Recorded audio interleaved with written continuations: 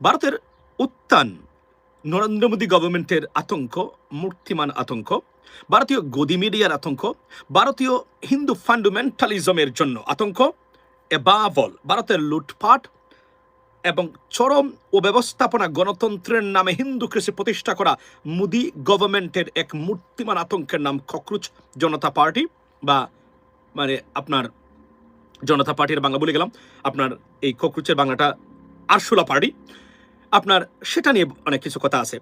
এবং মোদী গভর্নমেন্টের জন্য সবচেয়ে বড়, বা বিজেপি গভর্নমেন্টের এই প্রতিষ্ঠার পর থেকে এমন কুষ্ঠকাঠিন্য সিচুয়েশনে মানে ভারতীয় জনতা পার্টি বা ভারতের কোন সরকার পড়েছে বলে আমার কাছে মনে হচ্ছে না।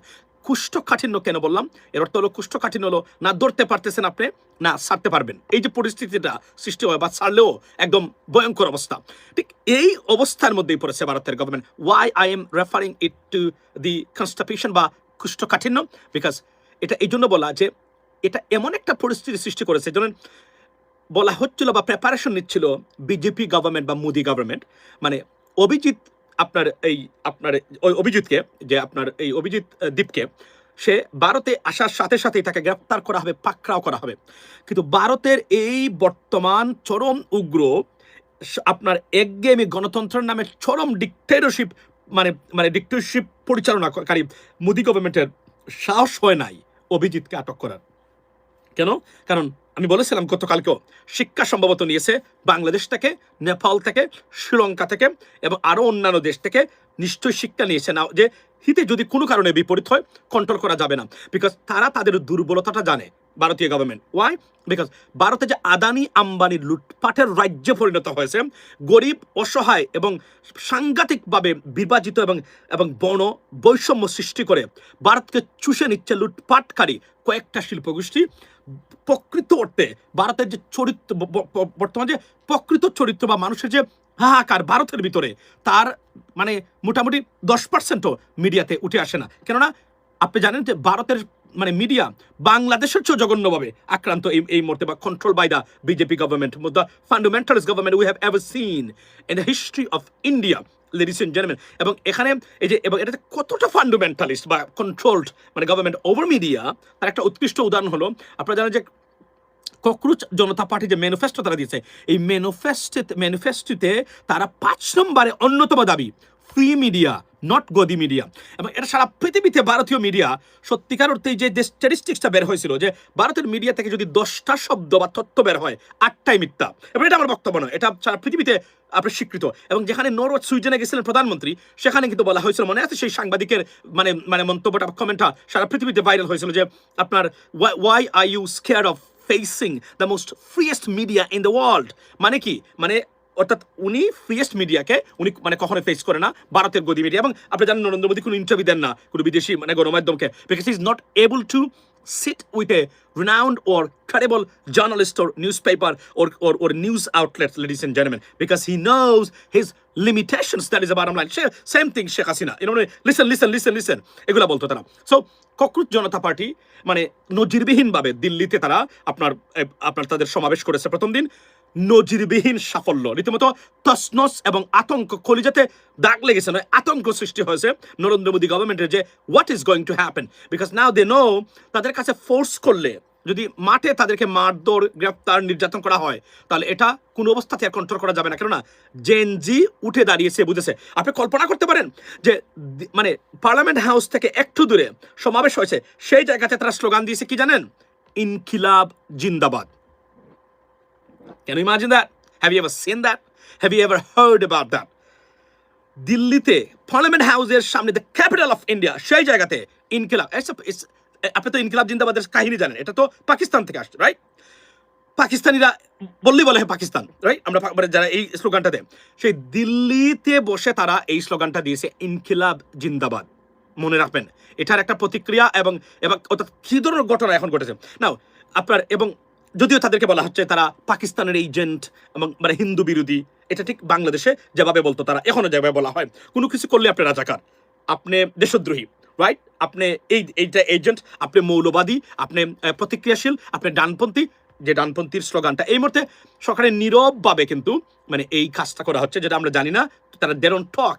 বাট দিস ওয়ান গাই, আমি জানি না প্রধানমন্ত্রী তাকে কিভাবে নিয়োগ দিলেন, এই গাই কিন্তু বিএনপির সর্বনাশের কারণ হতে পারে, কিন্তু এটা আমরা জানি কে একজন উপদেষ্টা, নাম বললাম না এখন, মানে চরম মানে ইসলাম বিদ্বেষী এবং ধর্ম বিদ্বেষী বিএনপির কোর জায়গা থেকে তারা এখন জামাত নিধন, তারা মনে করেন জামাত নিধন বিএনপি করা লাগবে না, বিএনপির আওয়ামী লীগ আটকানো নাম্বার ওয়ান কারণ, মানে একটা মানে মূল মানে আপনার এই মানে কাজ হবে, কারণ জামাত কখনো বিএনপির জন্য থ্রেট হতে পারবে না কোনো অবস্থাতেই, মানে ক্ষমতা নেওয়ার ক্ষেত্রে, এটা হচ্ছে সবচেয়ে বড় ইম্পর্টেন্ট পয়েন্ট। সুতরাং তারা এই কাজ থেকে যদি এখন আপনি দেখেন না, এই যে ব্যাংকিং সেক্টর থেকে শুরু হয়েছে, এগুলো কিন্তু কেউ না কেউ পরামর্শ দিয়েছে, রং ডিসিশন, যেটা একদিন প্রমাণ হবে এই ভুলটা শেখ হাসিনা করেছিল, এটার একটা মানে কনসিকুয়েন্স আছে। By the way, let me go back to my point regarding India.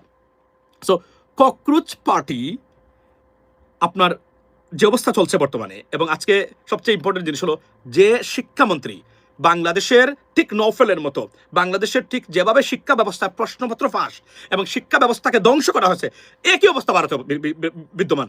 Unbelievable ঘটনা, একই অবস্থা।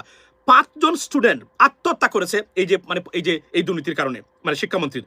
সেই শিক্ষামন্ত্রীর আজকে নামতেই পারলেন না জুতা নিক্ষেপের বয়ে, কারণ এতটা আতঙ্কিত এই টোটাল গদি মিডিয়া। আপনি যদি দেখেন এখন এই মুহূর্তে তাদের এক একটা মানে বিষয়ে তাদের পতন শুরু হয়েছে। নাম্বার ওয়ান, আমাদের ডক্টর খলিল সাহেবের পররাষ্ট্রমন্ত্রীর জাতিসংঘে উনি যে আপনার এই যে প্রেসিডেন্ট হয়েছেন আপনার 81st আপনার সামিটের, সেটার থেকে তাদের মানে এই ভিজিবল পতন, তাদের পতন শুরু হয়েছে মানে to be honest with you, বাংলাদেশে শেখ হাসিনা নামক ভারতীয় দাসীর পতনের পর থেকেই। আমি আবার বলি যে ভারতীয় শেখ হাসিনা একজন ভারতীয় দাসী ছিলেন। দেখেন, ইন্ডিয়ান ন্যাশনাল পলিসি ছিল সরাসরি দেশ দখল করবে না, কিন্তু আমাদের দাস বা দাসী দিয়ে, গুলাম দিয়ে এই রাষ্ট্রকে আমরা কন্ট্রোল করে রাখবো সবকিছু। এই কাজটাই শেখ হাসিনা পালন করেছেন বিগত 17 বছর। She was on free like 96। 1996 সালের মতো সে ফ্রি ছিল না কখনোই। মানে যেহেতু 96 সালে মানে মানে মানে ডক্টর শাহ এহসান কিবরিয়া সাহেব, হুমায়ুন রশিদ চৌধুরী, আব্দুস সামাদ আজাদ এবং আমির হোসেন এই যে কি বলে আব্দুল জলিল সাহেব, এরা ভারতের প্রতি তাদের ভালোবাসা ছিল, কিন্তু দেশটাকে কন্ট্রোল করবে ভারত, এটা তারা কখনো মানতে পারে নাই। বিশেষ করে আমাদের সিলেটের দুইজন কৃতি সন্তান, তাদের আত্মার মাগফিরাত কামনা করি, এটা বলাই উচিত যে হুমায়ুন রশিদ চৌধুরী এবং শাহ এহসান কিবরিয়া দ্বারের কাছে আসতে পারে নাই ভারতের এই মিডিয়া, আর বিএনপির সময় তো আসতেই পারে নাই। সাইফুর রহমানের সাথে তো কথাই বলা যেত না মানে এই বিষয়গুলো নিয়ে, ভারতীয় কোনো আগ্রাসন নিয়ে, to be honest with you. কিন্তু আপনার এরপরে যখন মানে ভারতীয় দাসরা যখন শেখ হাসিনার চতুর্দিকে আসলো, একটা পর্যায়ে যখন সে একের পর এক তাকে বুদ্ধি দেওয়া হলো যে ক্ষমতায় থাকবেন আপনারাই, মানে বিএনপির মানে প্রতিষ্ঠাতা যিনি শহীদ প্রেসিডেন্ট পাকিস্তানের চোর ছিলেন, উনি পাকিস্তানপন্থী ছিলেন, এবং বাকি জামাত মানে স্বাধীনতা বিরোধী এবং এরা পাকিস্তানপন্থী, আনা যাবে না, আপনারাই বাংলাদেশের মালিক, আপনার বাবা এটা তৈরি করে গেছিলেন, আপনি এই দেশের মালিক। এই সার্টিফিকেট এবং এটা শেখ হাসিনাকে বোঝানোর উপরে, যেহেতু লেখাপড়া করেন এই মহিলা, নাইফ ছিল, মহিলা মানুষ তো, ব্রেন তো চিকেন ব্রেন, সবসময় জানেনি আপনার, সরি টু সে দ্যাট, আপনার সে মনে করেছে আরে এটা সত্য কথা, আমি তো দেশের মালিক, আমি তো সবকিছু। একের পর এক যা অপশাসন দুঃশাসন দেওয়ার চেষ্টা করলো, বিনিময়ে তার পরিণতি। এবং আজকে বলে রাখি আমি আপনাদেরকে, বর্তমান প্রধানমন্ত্রী তারেক রহমান সাহেব যদি সুযোগ না দেয় এবং বিএনপি সরকার যদি সুযোগ না দেয়, শেখ হাসিনা বা আওয়ামী লীগ বাংলাদেশের রাজনীতিতে কিয়ামত পর্যন্ত ফিরতে পারবে না। চ্যালেঞ্জ দিয়ে বললাম, চ্যালেঞ্জ করে বলছি, যদি তারা সুযোগ না দেন, এই জীবনে আওয়ামী লীগ ফিরতে পারবে না, শেখ হাসিনা ফিরতে পারবে না, ইট ইজ ইম্পসিবল। এবং যদি জামাত এবং এনসিপি যদি মারাত্মক ধরনের কোনো ভুল না করে, যেখানে যে ইন্টারন্যাশনাল ডিপ স্টেট আছে, তারা মনে করেন এদেশের একটা উগ্রবাদী সরকারের বা উগ্রপন্থী মানুষের উত্থান করতেছে এই বাংলাদেশে, এখন আমাদের একটা সেকুলার মানে আওয়ামী লীগ তো তারা সেকুলার প্রতিষ্ঠা করার চেষ্টা করে, এদেরকে আমরা দিই আসে, এটা ভারতের একটা ইনফ্লুয়েন্সের জায়গাতে ওই কাজটা করতে পারবে। ডেমোক্রেটসরা যদি ক্ষমতা আসে, it is over for them, to be honest with you. এই 2 থেকে আমি এই জন্য বলি 10 ইয়ার্স আওয়ামী লীগকে বাংলাদেশের রাজনীতি থেকে টোটালি দূরে রাখুন।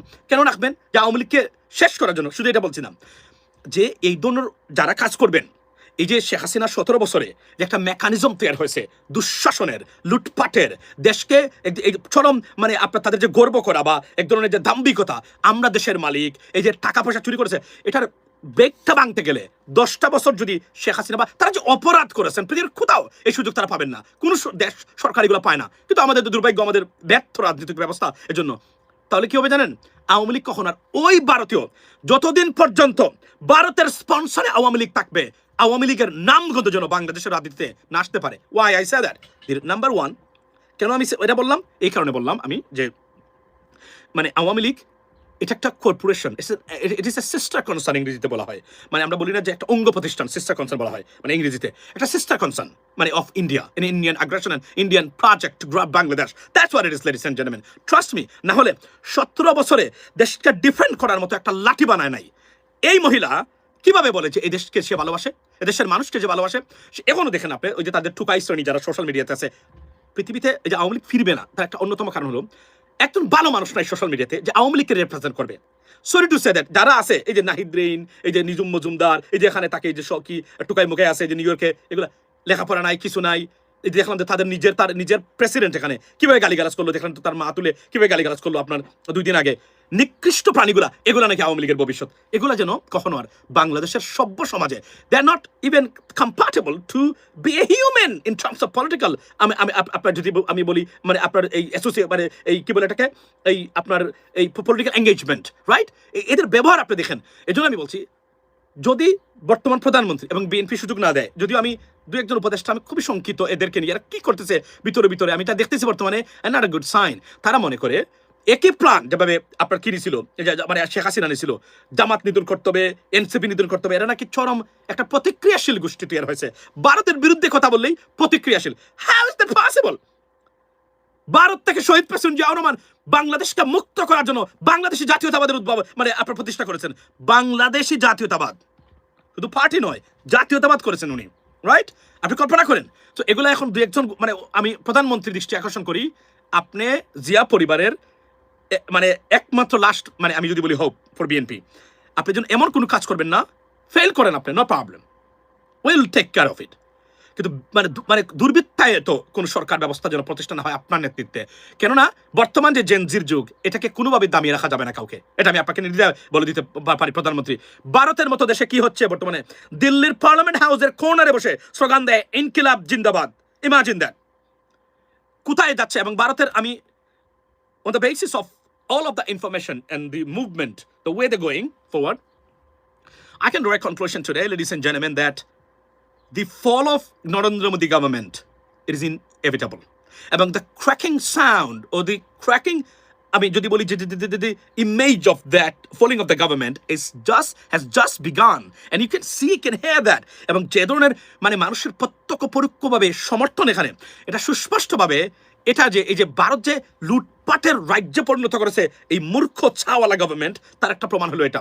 ধরেন আমি আপনাকে বলি, এবং এটা কি তারা মিথ্যা বলেছে? না, দেখেন সব তথ্য লুকিয়ে রেখেছে, কিন্তু IMF এবং ওয়ার্ল্ড ব্যাংকের তথ্য তো লুকিয়ে রাখতে পারে নাই, despite of having lots of Indian nationals working at World Bank, at IMF too. কিন্তু মানে ভারতের বলেছি আমরা, ভারতের currency one of the most devalued currency in the world right now. Even it is being devalued against Pakistani rupees. Imagine that. What is happening in India? এবং ভারতের GDP growth যেটা বিশ্বাস করে নাই, ব্লুমবার্গের রিপোর্ট নিয়ে আমি আলোচনা করেছিলাম সেদিন, তারা বলছে it is well manipulated and scripted, because তারা বিশ্বাস করে না অনেক স্ট্যাটিস্টিক্স যেভাবে শেখ হাসিনা দিত সবসময় দিয়ে বলতো উন্নয়নের রোল মডেল। আপনি কল্পনা করেন 18 কোটি মানুষকে তারা কিভাবে বোকা ভাবতো। একজন মহিলা কতটা মূর্খ হলে এটা ভাবতে পারে? আপনি মানে মনে নেই আমরা এগুলো শুনি নাই? মানে এই যে, এবং সবচেয়ে বড় যে জিনিসটা হলো অল স্টাইল বা all fashion political systems being declined by the new generation and Gen Z. I mean, বর্তমান প্রধানমন্ত্রী, আপনাকে বলবো, আপনাকে বুঝতে হবে, আপনার যদি ভবিষ্যতের কথা চিন্তা করেন, বিএনপিতে নতুন প্রজন্মের মানুষ যুক্ত হচ্ছে কিনা, it is a number 1 priority. আর নাহলে হয়তো 2 বছর 5 বছর ক্ষমতা থাকতে পারবেন, কিন্তু সুযোগ যদি পায় মানুষ ভোট দেওয়ার, ভোট দিয়ে জনগণকে মানে সরকার নির্বাচিত করার, ভবিষ্যতে সেখানে আপনাদের অবস্থানটা কি হবে, দিস ইজ নাম্বার 1 প্রায়োরিটি। এটা যদি সুদূর প্রসারী পরিকল্পনা না থাকে, আমি মনে করি যে এখানে মার খাওয়ার সম্ভাবনা এখানে আছে। বাট প্রবলেম হলো যে প্রতিপক্ষ আসলে কি করছে সেটা। আজকে দেখলাম আসিফ মাহমুদ, আপনি দেখেন কত বড় স্টুপিড এই আসিফ মাহমুদ। এদেরকে দিয়ে আপনি বিএনপিকে রিপ্লেস করবেন? সে আজকে মানে নর্থ কোরিয়ার কিংডম এই কি কিংডম দেখেন এটা বেড়ালে আমি বলতে পারতেছি না, কিংডম ভদ্রলোকের নর্থ কোরিয়ার যে নাম্বার 1 ডিকটেটর, কতটা ব্রুটাল ডিকটেটর। নাও আপনি অনেকেই বলবেন আমেরিকার বিরুদ্ধে কথা বলে, এই বলে এই জন্য আপনি পছন্দ করেন, আই আন্ডারস্ট্যান্ড দ্যাট, আপনাদের ইমোশনের জায়গাও ঠিক আছে হয়তোবা, কিন্তু আপনি বুঝতে হবে he is a dictator, he is a brutal dictator. সে 1000 মানুষের সামনে মানে 10 জন মানুষকে খুন করে ফেলে, গুলি করে, এই ধরনের ডিকটেটর সে। তাকে প্রোফাইল পিকচার দিয়ে পোস্ট করেছে আজকে আসিফ মাহমুদ এর আগে করেছিল ওয়াশিংটন নয়, এই নয় সেই নয়। এরা স্টুপিড, এরা নাকি আগামীতে বাংলাদেশের রাষ্ট্র ক্ষমতায় আসবে, সরকার গঠন করবে। I find it so funny, hilarious ladies and gentleman. এরা তো জানেই না কোনটার কি কনসিকুয়েন্স আছে। এই যে খেলা দেখে, সে স্পোর্টস মিনিস্টার ছিল না, এই যে আসিফ মাহমুদ, মানে সে তো ক্রীড়ামন্ত্রী ছিল, সে জানে না টেস্ট ক্রিকেট যখন খেলা হয়, টেস্ট ক্রিকেটার ব্যাটসম্যান হতে গেলে অন্যতম মানে যোগ্যতা হলো কোন বল ছাড়তে হবে আর কোন বল ধরতে হবে, রাইট? মানে বলটা আপনি কোন বলকে আপনি যদি শট মারতে যান সেটা আপনার হিতে বিপরীত হবে কিনা, আপনি কন্ট্রোল করতে পারবেন কিনা ওই লেন্থ বা লাইনের বলটাকে, ডিফেন্ড মানে করা ছাড়া আর কোনো বিকল্প নেই, এটাও জানে না এদেরকে দিয়ে। এবং সাদিক খায়ুম দেখেন আপনি, সে মানে আপনি দেখেছেন তো এই কথাগুলো কেন বলি, ফিউচারিস্টিক তর থেকে আমি এগুলো বলি যে এটা একটা ফিউচার কনসিকুয়েন্স আছে এগুলার। মানে যখনই আপনি মানে when you will be electable, like you're an alternative, so who are those guys who want to grab power of Bangladesh? Let's talk about that. Let's analyze and assess and scrutiny those individuals, ladies and gentlemen. তখন আসবে ও এটা dictator, ওই যে king জমুংয়ের supporter, all this post দিয়েছিল, আচ্ছা পাইছি। এ কি এ তো ইরানের খোমেনি সাহেবের জানাজা পড়ার জন্য আপনার গায়বানা জানাজা পড়ছে, ও আচ্ছা, here we go. এটা আমি কেন বললাম?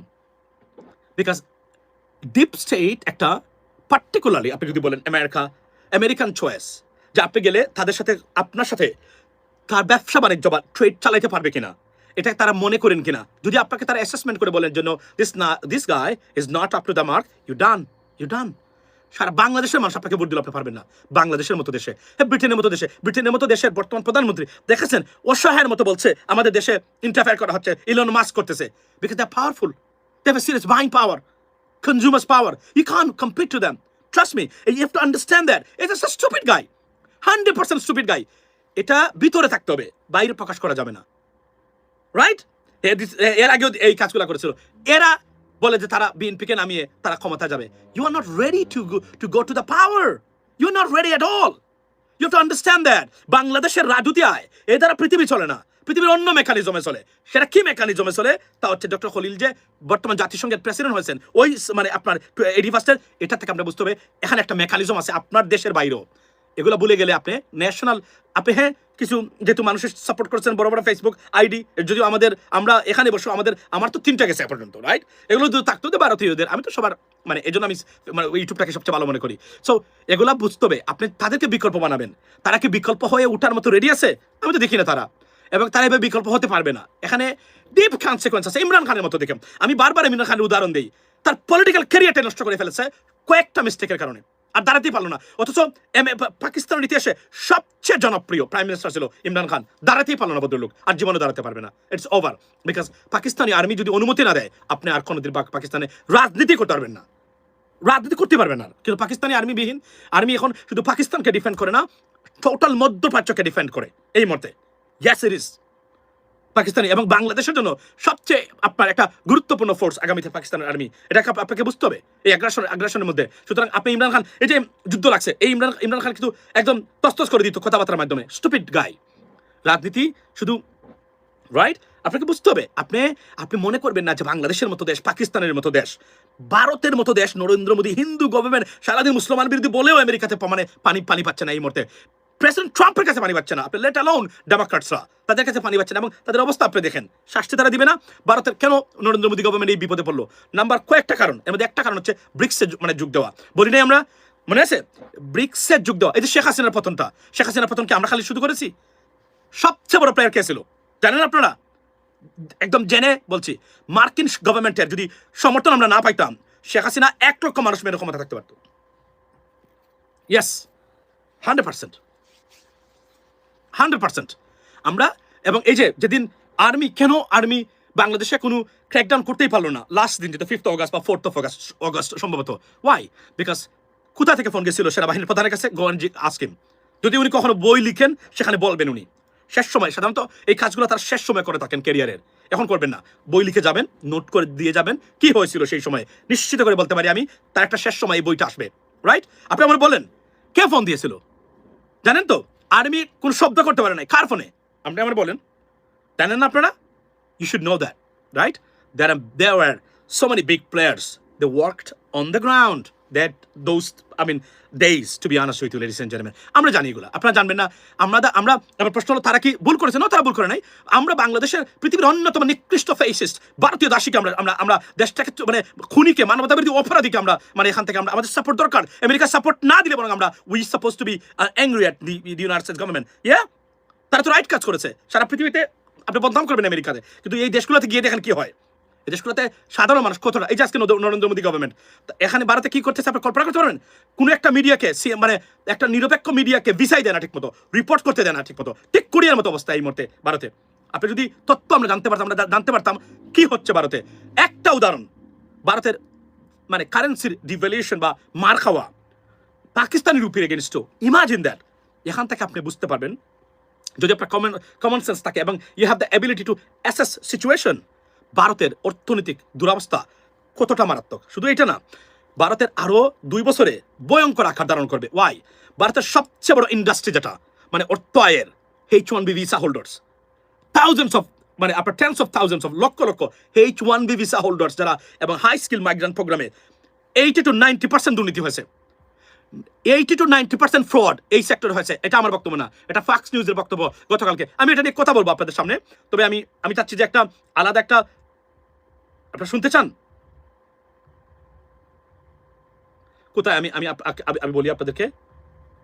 আচ্ছা, আমি আমার ফোনে রেখেছি অন্য জায়গাতে, সুতরাং আপনাদেরকে আমি বলি যে 80 to 90% ফ্রড হয়েছে, এটা গতকালকে ফক্স নিউজ বলেছে এবং টোটাল স্ক্রুটিনি হচ্ছে।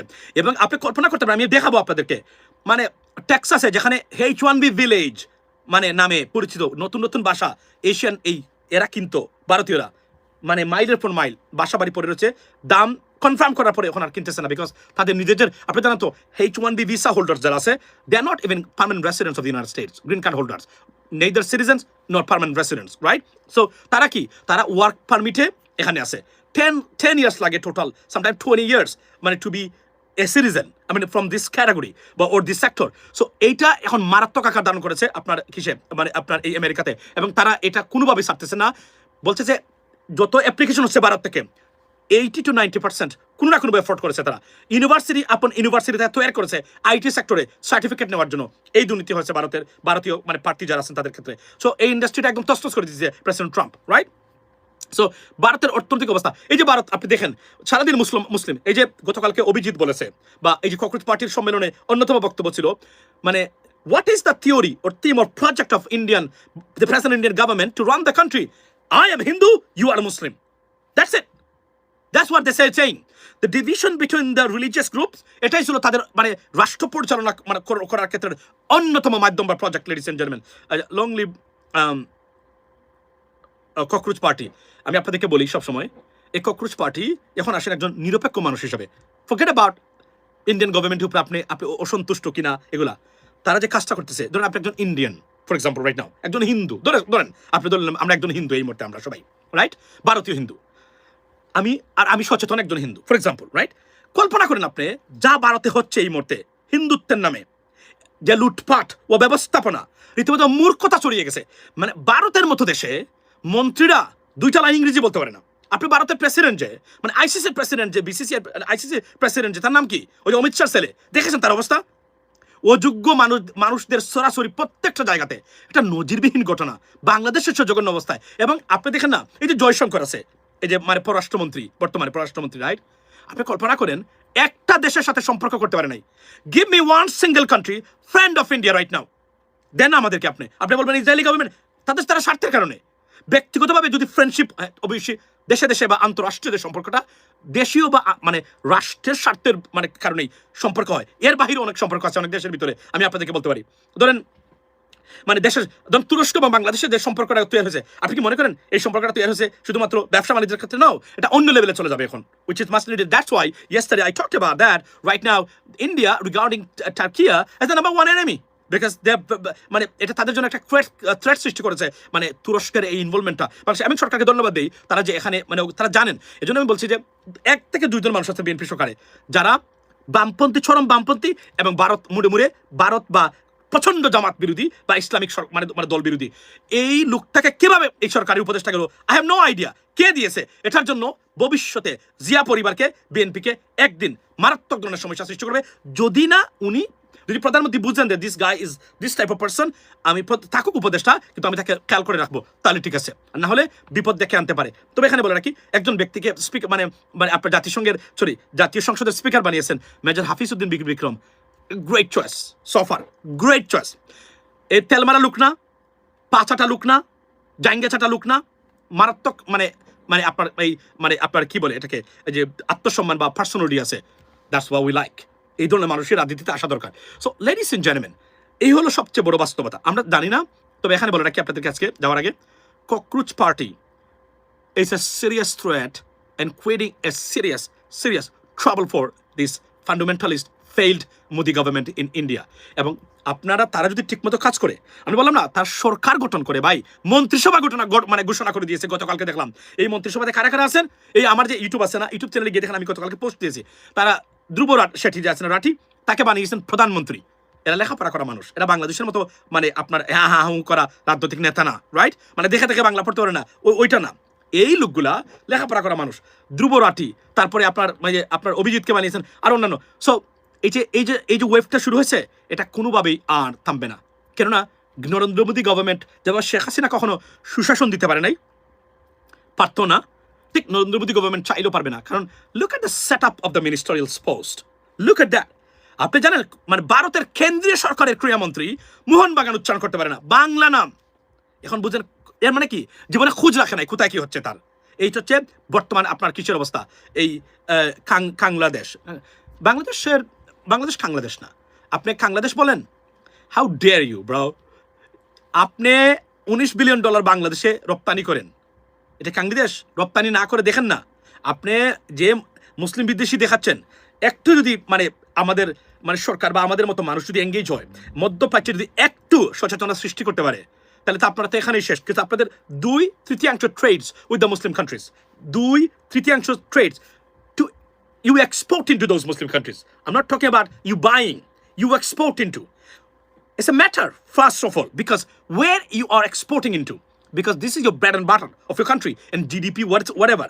Buying is not an option because you can buy products from anywhere else, right? আমরা যদি ইন্ডিয়ার কাছ থেকে না কিনি, যেটা আমরা প্রতিষ্ঠা করেছিল 54 বছরে, আমাদের চিকেন ব্রেইন নিয়ে জন্ম নেওয়া দুর্নীতিগ্রস্ত রাজনীতিবিদরা ভারত ছাড়া একদিনও বাংলাদেশ চলতে পারবে না। ডক্টর ইউনূসকে এই জন্য আপনাকে ধন্যবাদ দিতে হবে, এটা আমাদের প্রচেষ্টার ফল। ডেফিনেটলি আমরা এগুলো বলে আসছি বছরের পর বছর ধরে। ডক্টর ইউনূসের গভর্নমেন্ট প্রমাণ করেছে কয়েকটা সফলতার মধ্যে অনেক বিফলতা আছে, মানে আপনার মানে যে কি বলে এটাকে আমরা এই ফেলিওর আছে। ফেলিওর মানে কি, দুর্নীতি না, ফেলিওর মানে তারা করতে পারতো, তারা করে নাই। এটার জন্য আমাদের মানে ভাবা উচিত ছিল, আর অনেক কিছু তারা করে দিতে পারতো, বাট তারা করতে পারে নাই। যে কোন প্রেশার নিতে পারে নাই রাজনৈতিক দলগুলো এবং নেতৃত্বের। এখানে রাজনৈতিক কোনো নেতা বা নেত্রী ছিল না, মানে যেহেতু মানে সরকারের এই মিস্টেকটা ডক্টর ইউনূস করেছেন, অন্যতম অপরাধ উনি করেছেন এখানে।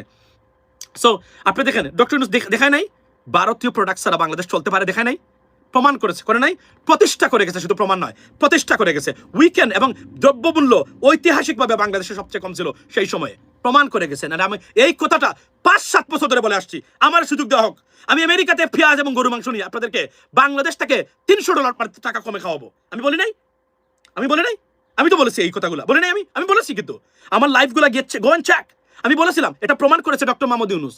এর মানে কি, it is possible, 100% possible, because আপনি পণ্যের সাবস্টিটিউট প্রডিউসার্স বা কান্ট্রি আছে, সারা পৃথিবীতে আছে। এই দেখেন, আপনি কল্পনা করেন, have you ever heard about Burkina Faso? Bharat থেকে কটন আমদানি আমদানি নিষিদ্ধ করেছে বাংলাদেশ, সাথে সাথে বুরকিনা ফাসো মাত্র স্বাধীন হলো ইব্রাহিম তুরের সেই দেশ, সেখান থেকে কটন আমদানি করেছে $250 মিলিয়ন বাংলাদেশ করে। এখন ইমাজিন দ্যাট, আমেরিকা থেকে করতে পারে তারা। সবচেয়ে কোয়ালিটিফুল কটন হচ্ছে আমেরিকান কটন, হোয়াই নট? এবং এই যে আপনারা বলেন অনেকে, এই যে মানে জ্ঞান পাপীরা বলে ও চুক্তি করেছে, আমেরিকা কি বলেছে? তারা এর আগে বলতো না, তারা খুবই উদার ছিল, আমেরিকা এখনো আছে। তারা বলেছেন যে আপনি যা ইচ্ছা আপনি আমাদের দেশে রপ্তানি করুন, আপনি গরিব দেশ, নট এ প্রবলেম, আমরা আপনাদের উপরে কোনো নিয়ম নীতি বা বিধিনিষেধ আরোপ করবে না। President Trump, he is A nationalist. উনি কি বলেছেন? উনি বলছেন আমরা আনবো, তবে আমাদের পণ্য নিতে হবে। এটা আমেরিকা কখনো বলে নাই। এখানেই সবার মাথা ব্যথা, আমেরিকা কেন এটা বললো, আমেরিকা কেন এটা বলো। আরে ভাই, উনি বলবে না, উনি দিবে না, আপনি কি করবেন? উনি বলছে যে ট্রেড ডিফিসিট যেটা, এটা কমে আনতে হবে। এটা কি অপরাধী? এটা কি অপরাধ? আর পৃথিবীতে এই মুহূর্তে আমাদের দেশের যে একটা শত্রু দেশ আছে 3 দিক দিয়ে একে ট্যাকল করে রাখতে গেলে ওই জায়গা ঠিক রাখতে হবে। আবারও বলছি, মার্কিন কোনো ধরনের সহায়তা ছাড়া, কোনো ধরনের গ্রিন সিগন্যাল ছাড়া বাংলাদেশের পশম নাড়ানো ক্ষমতা ভারতের নেই, because they have no influence internationally. এটা আমি বারবার বলছি। এই কথাগুলা একদিন আপনারা প্রমাণ পাবেন। এর আগে যে পেঁয়াজের কথা বলতাম, গরুর মাংসের কথা বলতাম, এগুলা বলতাম, প্রমাণ পেয়েছেন এত বছর পরে। ঠিক এই কথাগুলো একদিন পাবেন। আমরা যদি স্ট্র্যাটেজিক বল না করি, এই যে আসিফ মাহমুদ, সে পোস্টে কিং জং উমের মানে সে প্রোফাইলে দেয়, একে কোনোদিন মার্কিন সরকার তাকে জাতীয় নেতা হিসাবে কখনো মানে গ্রহণ করবে? বললাম না আর কিছু, এর চেয়ে বেশি আর বলতে চাই না আমি। এই স্ট্র্যাটেজিক মিস্টেক করার কারণে এই যে এরা আর কোনোদিনই বাংলাদেশে ইলেক্টেবল হতে পারবে না বা ক্ষমতায় যাওয়ার জন্য তারা পারবে না, বিকজ এখানে তারা নিজেরাই নিজেদের মানে ভুলগুলো তারা করে যাচ্ছে। এটা করা যাবে না। এর মানে কি? এর মানে হচ্ছে he doesn't know politics, he doesn't know global affairs, he doesn't know international mechanism, he doesn't know anything about that.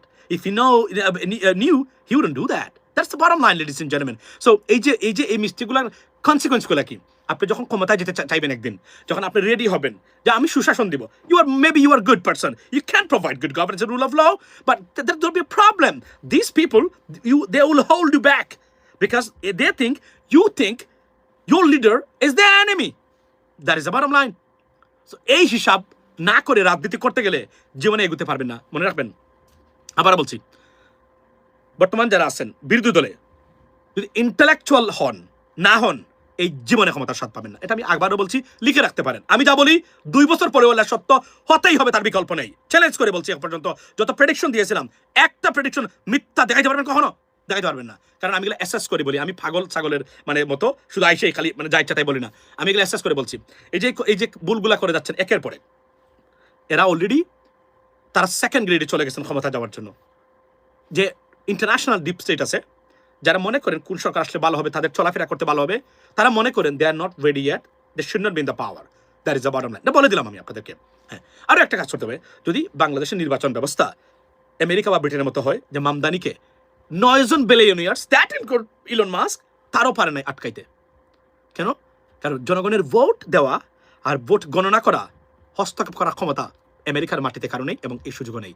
That's why এই যে এখন জামাত ইসলামী তারা সারাদিন বসে আছে, তাদের উচিত হলো এখন খালি শুধুমাত্র কোনো কিছু করার দরকার নেই। এই সরকার কোন প্রজেক্ট নিল, ডোন্ট বাদ দেয়। ইসলামী ব্যাংককে বাঁচাবেন, ঠিক আছে, যেটা করবেন নির্বাচন কমিশনে ভোট দিবেন আর ভোট গণনা হবে, এটা যেন কেউ হস্তক্ষেপ না করতে পারে, এই কাজটাই নিশ্চিত করা জামাতের। বাট এগুলো না করে তারা এদিকে দৌড়ায়।